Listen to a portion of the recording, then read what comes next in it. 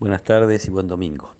Compartimos nuestra oración de este día leyendo el inicio del capítulo 10 del Evangelio según San Lucas. El Señor designó a otros 72, además de los 12, y los envió de dos en dos para que lo precedieran en todas las ciudades y sitios a donde él debía ir. Y les dijo: la cosecha es abundante, pero los trabajadores son pocos.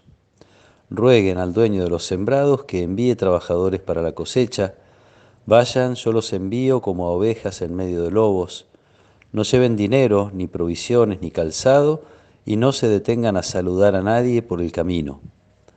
Al entrar en una casa, digan primero que descienda la paz sobre esta casa, y si hay allí alguien digno de recibirla, esa paz reposará sobre él, de lo contrario volverá a ustedes. Permanezcan en esa misma casa, comiendo y bebiendo de lo que haya, porque el que trabaja merece su salario. No vayan de casa en casa, en las ciudades donde entren y sean recibidos, coman lo que les sirvan, sanen a sus enfermos y digan a la gente: el reino de Dios está cerca de ustedes. Palabras del Señor. Este envío, muy parecido al que hace Jesús en primer lugar de los 12, que uno podría interpretar, se refiere a las 12 tribus de Israel, se refiere entonces al anuncio a quienes ya conocían la primera alianza y ya tenían vínculos con esta realidad que significa para el pueblo de Israel la cercanía de Dios. Los 72 hacen referencia a las 72 naciones. Se creía a partir de la descendencia de Noé, cuando Dios reconstruye a la humanidad después del diluvio, de su descendencia surgen 72 pueblos diferentes. Y entonces Lucas rescata este nuevo envío vinculado a esta preocupación que tiene Lucas de hacernos saber que Jesús quiere que el Evangelio llegue a todos.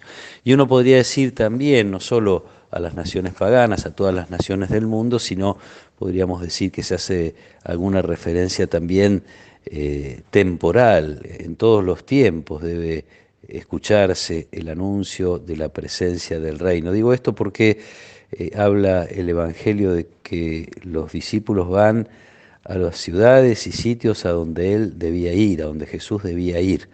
Y Jesús no fue seguramente a todas las ciudades a los que estos discípulos fueron enviados, no fue físicamente. Sí, Jesús se hace presente donde los enviados van en su nombre, como quien dice, a prepararle el lugar, un poquito parecida a la vocación de Juan el Bautista, disponer el lugar para la llegada de Jesús. Con una paradoja, porque en este caso no se habla de llevar, más bien se trata de recoger, se envía a cosechar. Digo, la paradoja estaría allí en el hecho de que entonces Dios estuvo primero, Dios estuvo sembrando en esos corazones a los que se van a dirigir estos nuevos 72 discípulos.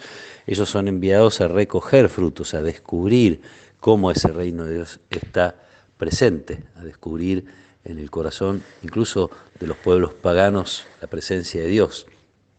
Tal vez por así viene también el anuncio: el reino de Dios está cerca de ustedes.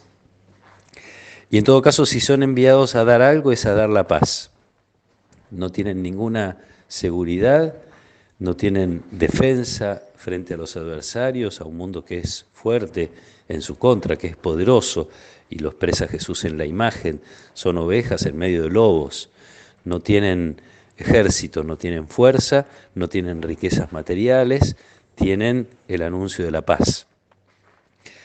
Uno podría decir que en el fondo hay, como siempre en el Evangelio, un llamado de atención, un tirón de orejas para la Iglesia. En la búsqueda del anuncio del Evangelio, a veces se vinculó a algunas seguridades, algunos poderes terrenales, riquezas o incluso fuerzas armadas vinculadas, acompañando el anuncio del Evangelio, lo cual se contradice un poco, o no un poco, se contradice con el deseo de Jesús. Jesús quiere también hoy discípulos pobres, discípulos desarraigados, que sean capaces de llegar hasta donde fuera necesario llegar, que sean capaces de acercarse a los ambientes más lejanos al Evangelio, uno diría más parecidos a las naciones paganas a las que estos 72 fueron enviados, los discípulos tenemos que ir allí, a esos espacios sin protección, sin